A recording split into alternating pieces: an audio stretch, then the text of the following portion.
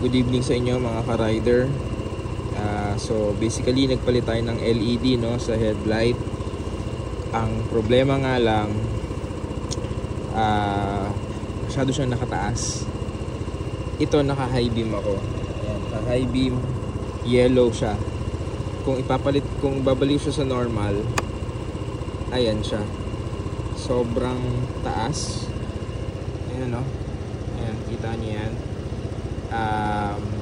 I think nakakasilaw na yan sa nasa harapan mo, even malayo pa lang. Ngayon kung parang mas better pa na i-high beam mo siya, which is yellow, buti na lang yellow, kasi at least somehow nakahisabog siya, hindi siya sobrang nakakasilaw. Kasi kung regular lang i-high beam mo, ayan o, sobrang nakataas, parang dapat hanggang dito lang siya, pero umaabot siya doon.